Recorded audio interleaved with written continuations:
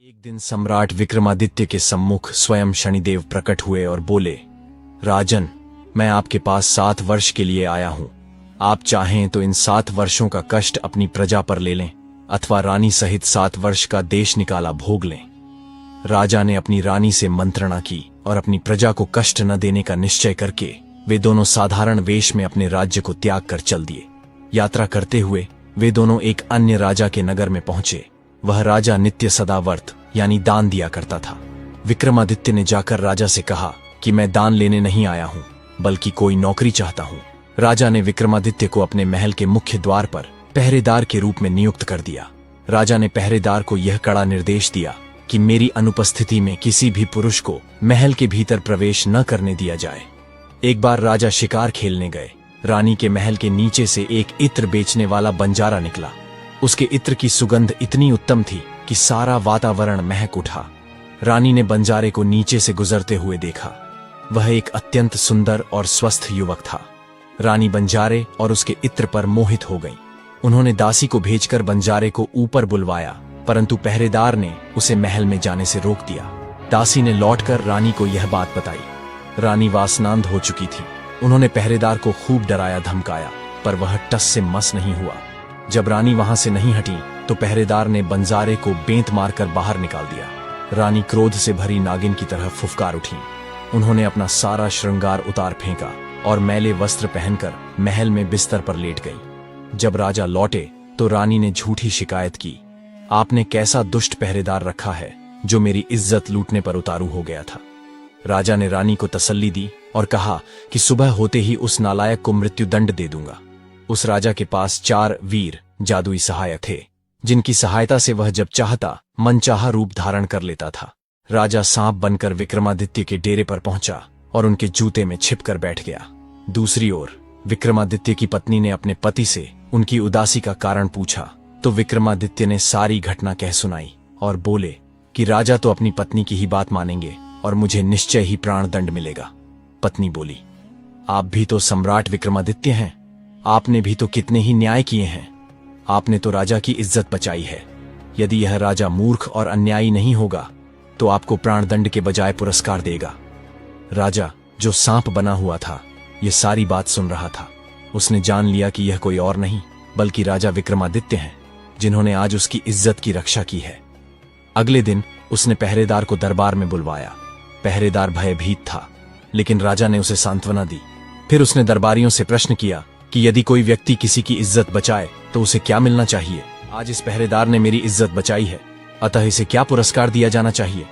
किसी दरबारी ने कहा कि उन्हें 2 गांव दिए जाने चाहिए, तो किसी ने 4 गांव देने की सलाह दी।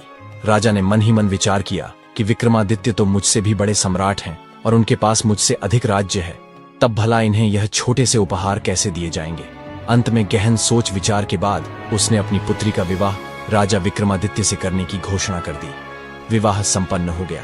कुछ दिनों उपरांत विक्रमादित्य ने सोचा कि मैं तो देश निकाला भोगने निकला हूं, परंतु यहां तो अपने घर से भी अधिक सुख में हूं, अतः उन्हें यहां से किसी अन्य स्थान पर प्रस्थान करना चाहिए। उन्होंने राजा से कहा कि मैं अब दूसरी जगह जाऊंगा।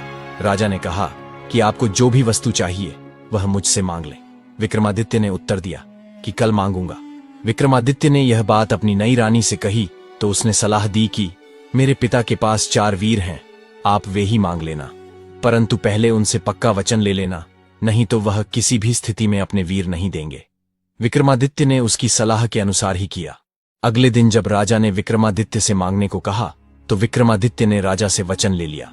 वचन लेने के बाद विक्रमादित्य ने राजा से कहा, मुझे अपने 4 वीर दे दीजिए। विक्रमादित्य की यह बात सुनकर राजा स्तब्ध रह गया। उसने सपने में भी नहीं सोचा था कि विक्रमादित्य को उसके वीरों का भेद ज्ञात होगा। तब उसने सोचा कि अवश्य ही मेरी बेटी ने यह रहस्य विक्रमादित्य को बताया होगा। उसने विक्रमादित्य से कहा, मैं आपको वचन दे चुका हूं, इसलिए वीर आपको अवश्य दूंगा, परंतु पहले उनसे पूछ लेता हूं कि वे आपके साथ जाना भी चाहते हैं या नहीं। फिर उसने 4 वीरों को बुलवाया और पूछा। वीरों ने एक ही शर्त पर उनके साथ जाने की सहमति दी। अब तक ये राजा विक्रमादित्य कहलाते थे, आज से हमारा नाम पहले आएगा और ये वीर विक्रमादित्य कहलाएंगे। विक्रमादित्य ने वीरों की यह शर्त स्वीकार कर ली और राजा ने 4 वीर उन्हें सौंप दिए। राजा अपनी दोनों रानियों और चारों वीरों को साथ लेकर वहां से प्रस्थान किया। चलते चलते वह चौबोली नामक राजकुमारी के नगर में आया। राजा एक कुएं के पास बैठे थे, तभी चौबोली की दासी पानी भरने आई। उसने कुएं से कहा, कुएं, चौबोली के नाम पर उछल जा। कुएं का पानी उमड़कर बाहर आ गया। दासी ने पानी भरा और चली गई। राजा इस चमत्कार को देखकर आश्चर्यचकित रह गए। उन्होंने अपने वीरों से पूछा तो वीरों ने बताया कि इस गांव की राजकुमारी का नाम चौबोली है। वह अत्यंत चतुर और चालाक है। उसका यह प्रण है कि जो व्यक्ति उसे एक रात में 4 बार बोलने पर विवश कर देगा, वह उसी से विवाह करेगी। यदि कोई विफल होता है तो वह उसे बंदी बना लेती है, यहाँ तक कि उसके नाम से कुएं का पानी भी ऊपर उठाता है। राजा ने वीरों से कहा कि मैं चौबोली से अवश्य विवाह करूंगा। वीरों ने उन्हें आगाह किया कि यह कार्य इतना सरल नहीं है, इसमें धैर्य और युक्ति से काम लेना पड़ेगा। अगले दिन चौबोली की दासी पुनः पानी भरने के लिए कुएं पर आई। वीरों ने विक्रमादित्य से कहा, हम कुएं की सतह पर लेट जाएंगे, जिससे पानी उछलेगा नहीं। आप दासी से कह देना कि अब तक कुआं चौबोली के नाम से उछलता था, लेकिन अब से यह वीर विक्रमादित्य के नाम से उछलेगा। दासी ने कई बार कुएं से कहा, परंतु पानी ऊपर नहीं आया। तब विक्रमादित्य ने कुएं से कहा, कुएं, विक्रमादित्य के नाम से उछलो। तत्काल ही पानी ऊपर उमड़ आया। दासी यह चमत्कार देखकर आश्चर्यचकित होकर लौट गई और उसने चौबोली से सारी घटना कह सुनाई। इधर वीरों ने विक्रमादित्य को आगे की योजना बताई। हम चौबोली को अवश्य बुलवा देंगे, किंतु इसके लिए पहले 3 कठिन परीक्षाओं से गुजरना होगा। जब आप चौबोली के महल में जाएंगे तो आपके सामने एक बकरी खड़ी की जाएगी और आपको उससे दूध निकालने को कहा जाएगा। आप कदापि दूध नहीं निकाल पाएंगे, अतः आप केवल बकरी के थन पकड़कर बैठ जाइएगा। हम स्वयं उस बर्तन को दूध से भर देंगे।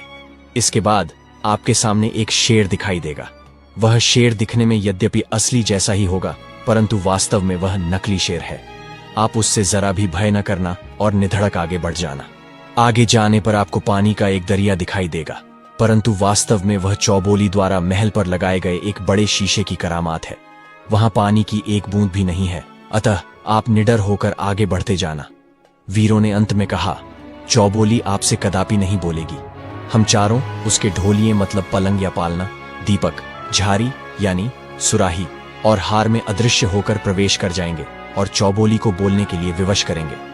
राजा वीरों द्वारा बताई गई युक्तियों के सहारे चौबोली के महल में बिना किसी बाधा के पहुंच गए। रात्रि का पहला पहर आरंभ हुआ। राजा ने चौबोली को बुलवाने के लिए हर संभव प्रयास किया, परंतु उसने अपने होंठ तक नहीं हिलाए। तब राजा ने पलंग से कहा, ढोलिए, तू ही कुछ बोल जिससे यह रात किसी तरह व्यतीत हो। ढोलिया बोला, राजा, आप यहां कहां आ फंसे? यह स्त्री बड़ी क्रूर है। ढोलिये को बोलता देख चौबोली को बड़ा आश्चर्य हुआ। ढोलिया बोला, राजा, मैं तुम्हें एक कथा सुनाता हूं जिससे तुम्हारी एक पहर रात कट जाएगी। ये कहकर ढोलिये ने अपनी कहानी आरंभ की। एक साहूकार के पुत्र और एक राजकुमार में अत्यंत गहरी मित्रता थी। वे बचपन से ही साथ रहे और उन्होंने यह निश्चय किया था कि दोनों में से जो भी पहले अपनी ससुराल जाए वह दूसरे को अवश्य साथ ले जाएगा। संयोगवश साहूकार का पुत्र पहले अपनी पत्नी को गौना कराकर लाने के लिए ससुराल को प्रस्थान किया। उसने राजकुमार से भी साथ चलने का आग्रह किया। राजकुमार बहुत से घुड़सवारों और शाही ठाट बाट के साथ साहूकार के पुत्र के साथ चला। साहूकार के पुत्र को अब यह चिंता सताने लगी कि यदि राजकुमार का स्वागत सत्कार उसके पद के योग्य नहीं हुआ तो यह उसके लिए अपमान की बात होगी। रास्ते में देवी का एक मंदिर आया। साहूकार के पुत्र ने मंदिर के भीतर जाकर देवी से यह मनौती मानी कि यदि राजकुमार का स्वागत सत्कार बहुत उत्तम हुआ तो वह लौटते समय अपना शीश उनके चरणों में समर्पित कर देगा। साहूकार के पुत्र के ससुराल वाले बहुत संपन्न थे और देवी की कृपा से राजकुमार तथा उसके सभी साथियों का अत्यंत शानदार आतिथ्य हुआ। लौटते समय राजकुमार पूरे रास्ते उसी आतिथ्य की प्रशंसा करता रहा। जब वे लोग देवी के मंदिर के पास पहुंचे तो साहूकार के पुत्र ने कहा कि वह देवी के दर्शन करके अभी आता है। साहूकार के बेटे की इच्छा पूरी हो गई थी, अतः उसने भीतर जाते ही तलवार से अपना सिर काटकर देवी को चढ़ा दिया। जब बहुत देर हो गई और वह वापस नहीं लौटा तो राजकुमार भी वहां पहुंच गया। राजकुमार वहां का भयानक दृश्य देखकर हक्का बक्का रह गया। उसने सोचा कि मित्र की हत्या का लांछन मुझ पर लगेगा, इससे अच्छा यही है कि मैं भी यहीं अपना सिर काटकर देवी के चरणों में समर्पित कर दूं। राजकुमार ने भी अपना सिर काटकर देवी को चढ़ा दिया। जब वे दोनों नहीं लौटे तो साहूकार के बेटे की पत्नी भी वहां गई। दोनों के कटे सिर देखकर उसने सोचा कि अब मुझे जीवित रहकर क्या करना है। वह भी तलवार से अपना सिर काटने को तैयार हो गई। तभी देवी ने उसे रोकते हुए कहा, तू इन कटे हुए सिरों को धड़ों पर जोड़ दे, दोनों जीवित हो जाएंगे। उसने जल्दी से सिर उठाए और दोनों धड़ों पर रख दिए। दोनों जीवित तो हो गए, लेकिन जल्दीबाजी में उसने अपने पति का सिर राजकुमार के धड़ से और राजकुमार का सिर अपने पति के धड़ से जोड़ दिया। ढोलिये ने राजा विक्रमादित्य से प्रश्न किया, अब राजन, आप यह बताइए कि वह स्त्री किसकी पत्नी हुई, सिर वाले पुरुष की या धड़ वाले पुरुष की? ये सुनकर विक्रमादित्य ने कहा, स्त्री पर तो धड़ वाले पुरुष का ही अधिकार होना चाहिए, क्योंकि उसके शरीर पर केवल सिर ही दूसरा है, शेष सारा शरीर तो उसी का है। विक्रमादित्य की बात सुनकर चौबोली को बहुत क्रोध आ गया। उसने राजा से कहा, आप कहते हैं कि मैं राजा वीर विक्रमादित्य हूं और मैंने जीवन भर न्याय किया है। बस देख लिया आपका न्याय, औरत धड़ वाले की नहीं सिर वाले की होगी, क्योंकि सिर के बिना धड़ का क्या मूल्य है। विक्रमादित्य ने कहा, ठीक है, जैसा तुम कहती हो वही सही, तुम बोल गई, यही मेरे लिए पर्याप्त है। फिर विक्रमादित्य ने नगाड़ा बजाने वाले से कहा। चौबोली बोली, पहला बोल, मार रे नगारची, ढोल पर चोब। नगाड़ा बजाने वाले ने ढोल पर डंका लगा दिया। फिर राजा विक्रमादित्य ने चौबोली की झारी से कहा, एक पहर रात तो ढोलिये ने कटवा दी, अब एक पहर रात तू व्यतीत करा।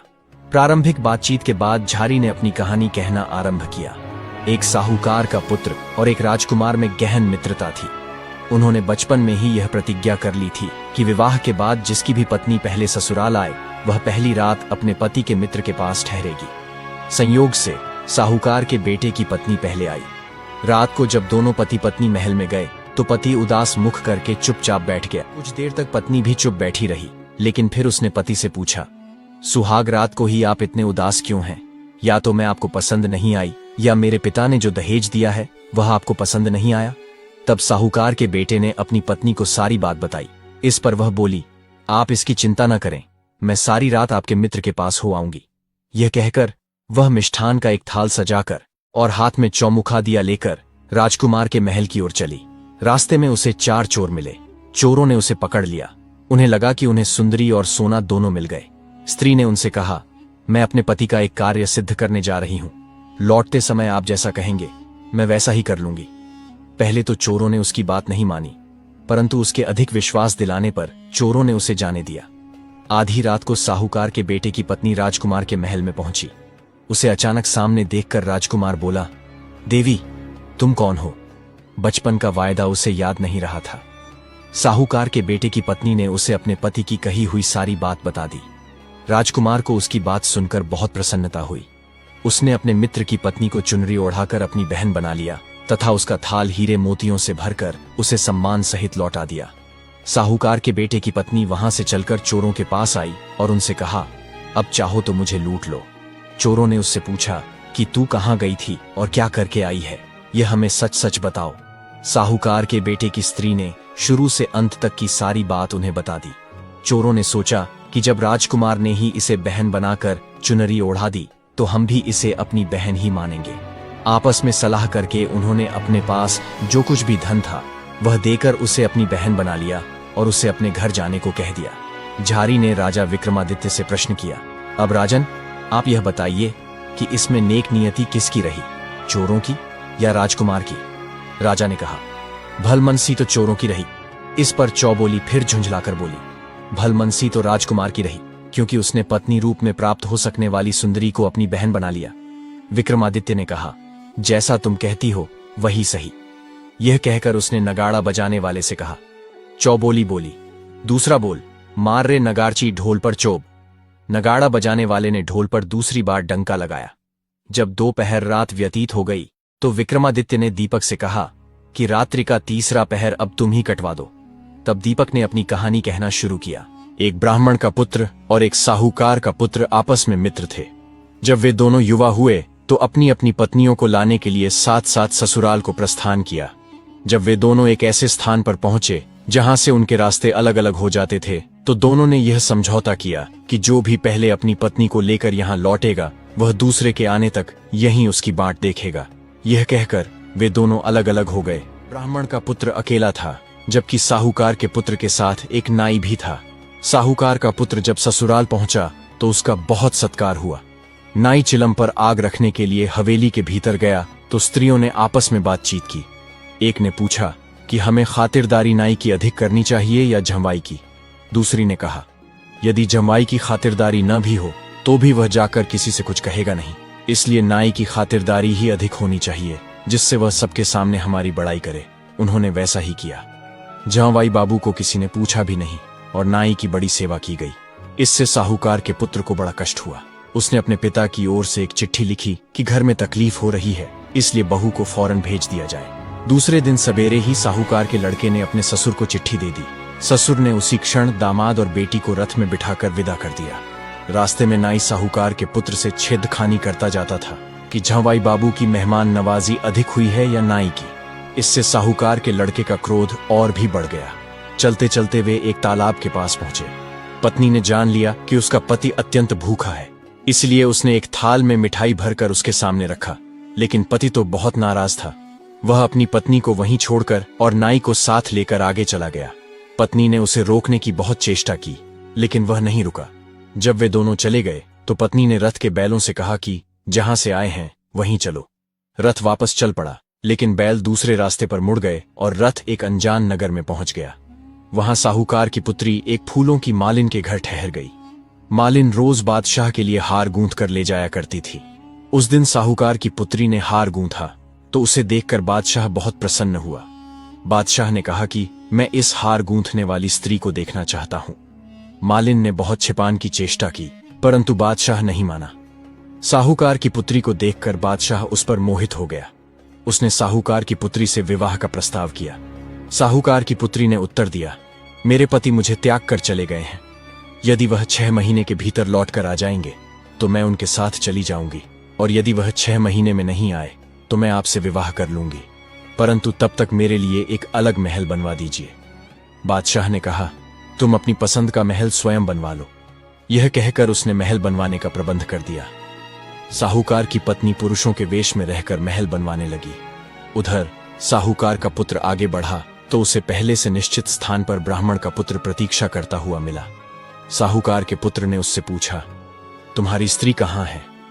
ब्राह्मण के पुत्र ने जवाब दिया, वह चरित्रहीन थी, इसलिए मैं उसे नहीं लाया, वहीं छोड़ आया। फिर उसने साहूकार के पुत्र से पूछा, तुम्हारी स्त्री कहाँ है?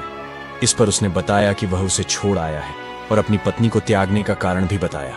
ब्राह्मण ने कहा, तुम भी कैसे मूर्ख हो जो इतनी सी बात पर पत्नी को त्याग आए, इसमें भला उसका क्या दोष था?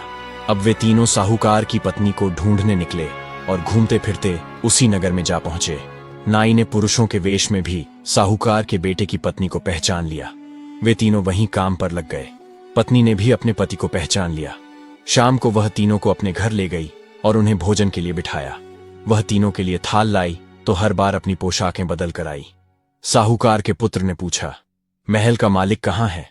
तब सारा रहस्य खुल गया। साहूकार के बेटे की पत्नी ने बादशाह से कहा कि मेरा पति आ गया है, अतः मैं इनके साथ जा रही हूं।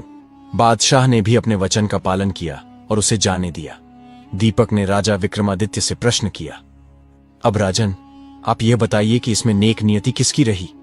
राजा बोले, इसमें भलमनसी तो साहूकार के लड़के की ही रही कि उसने अपनी त्यागी हुई स्त्री को फिर से अपना लिया। राजा की बात सुनकर चौबोली फिर उत्साह से बोली, राजा वीर विक्रमादित्य, क्या तुम सदा ऐसा ही न्याय करते रहे हो? इसमें भलमनसी तो वास्तव में साहूकार के लड़के की पत्नी की थी, जो अकारण त्यागी जाने पर भी अपने सत पर कायम रही। तब विक्रमादित्य ने कहा, तुम जो कहती हो वही सही। फिर उसने नगाड़ा बजाने वाले से कहा, चौबोली बोली, तीसरा बोल, मार रे नगारची, ढोल पर चोब। अब रात्रि का चौथा पहर आरंभ हुआ तो विक्रमादित्य ने चौबोली के हार से कहा कि 3 पहर रात तो व्यतीत हो गई है, अब चौथा पहर तू ही कटवा दे। इस पर हार ने कहना शुरू किया, एक ब्राह्मण, एक खाती, एक दर्जी और एक सुनार, ये चारों मित्र थे। वे चारों कमाने के लिए निकले। रात हो गई तो 3 आदमी सो गए और खाती का पुत्र पहरा देने लगा। उसने 1 पहर तक पहरा दिया और इस बीच उसने लकड़ी की एक सुंदर पुतली बनाकर खड़ी कर दी। फिर दर्जी का पहरा आया, उसने पुतली को सुंदर वस्त्र पहना दिए। 2 पहर रात बीत गई तो सुनार का पहरा आया। सुनार ने पुतली को सुंदर सुंदर आभूषणों से सजा दिया। अंतिम पहरा ब्राह्मण का आया। उसने देखा कि एक सुंदर पुतली आभूषणों और वस्त्रों से सजी खड़ी है। ब्राह्मण ने अपने मंत्र बल से पुतली में प्राण डाल दिए। सवेरे चारों झगड़ने लगे। उनमें से हर एक यही कहता था कि यह मेरी पत्नी है। हार ने राजा विक्रमादित्य से प्रश्न किया, अब राजन, तुम ही बताओ कि वह किसकी पत्नी बने। राजा ने कहा, खाती ने पुतली को बनाया था, इसलिए वह उसी की पत्नी बननी चाहिए। इस पर चौबोली फिर बोल उठी, खाती ने उसे जन्म दिया था, अतः वह उसका पिता बन गया। वर पक्ष वाले जब विवाह करने जाते हैं तो वधू के लिए आभूषण ले जाते हैं। सुनार ने पुतली को आभूषण पहनाए, अतः वही उसका पति हुआ। इस पर विक्रमादित्य ने कहा, यही सही। फिर उसने नगाड़ा बजाने वाले को पुकारा। चौबोली बोली, चौथा बोल, मार रे नगारची ढोल पर चोब। चौबोली 4 बार बोल चुकी थी, अतः शर्त के अनुसार राजा वीर विक्रमादित्य से उसका विवाह हो गया। राजा ने सारे कैदियों को मुक्त करा दिया। उनके देश निकाले की अवधि भी पूरी हो गई और वह तीनों रानियों को साथ लेकर अपनी नगरी में आ गए। यह पूरी कहानी हमें सिखाती है कि साहस, सत्य, बुद्धिमत्ता और न्याय, इन चारों का रास्ता हमेशा अंत में सम्मान दिलाता है। राजा विक्रमादित्य ने 7 साल का कष्ट झेलने का निर्णय लिया, लेकिन किसी भी परिस्थिति में अन्याय के आगे सिर नहीं झुकाया। उन्होंने हर जगह कर्तव्य निभाया, कठिन परीक्षाएं पार की, क्रोध या भय के बजाय समझदारी से फैसले किए और हर स्थिति में सत्य व धर्म का साथ दिया। इसी कारण अंत में उन्हें सम्मान, विजय और सुख प्राप्त हुआ। दूसरे राजा की राजकुमारी पत्नी के रूप में सम्मान मिला और 4 वीर मिल गए। चौबोली जैसी चतुर और परख करने वाली रानी मिली और उनका देश निकाला समाप्त होकर वे फिर अपने राज्य लौट आए। अंत में जो व्यक्ति धर्म को अपने जीवन का आधार बनाता है, न्याय को अपनी शक्ति बनाता है, बुद्धि को अपना मार्गदर्शक बनाता है और सत्य को अपना साथी बनाता है, उसे जीवन में आने वाले बड़े से बड़े दुख भी अंत में सम्मान, सफलता और सुख में बदल जाते हैं। कष्ट अस्थायी है, पर चरित्र और सत्य स्थायी, और इन दोनों की जीत निश्चित होती है। तो यह थी राजा वीर विक्रमादित्य और चतुर राजकुमारी चौबोली के न्याय और बुद्धिमत्ता की अद्भुत लोक कथा। अगर आपको यह कहानी पसंद आई हो तो इस वीडियो को लाइक करके हमें बताएं, अपने परिवार और दोस्तों के साथ शेयर करें और ऐसी ही ज्ञानवर्धक और रोचक लोक कथाएं सुनने के लिए हमारे चैनल को सब्सक्राइब करना बिल्कुल न भूलें। जय श्री शनिदेव। मिलते हैं अगली कहानी में।